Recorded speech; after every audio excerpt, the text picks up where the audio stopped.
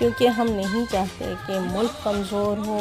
ملک کا قانون کمزور ہو، ہماری عدلیہ کمزور ہو، کیونکہ اگر ملک کمزور ہوگا تو دشمنوں کو فوراً موقع مل جائے گا ہم پر حملہ کرنے کا، اٹیک کرنے کا، ہمیں دبانے کا، ہمیں معاشی طور پر کمزور کرنے کا، سماجی طور پر کمزور کرنے کا، نا اتفاقیاں پیدا کرنے کا۔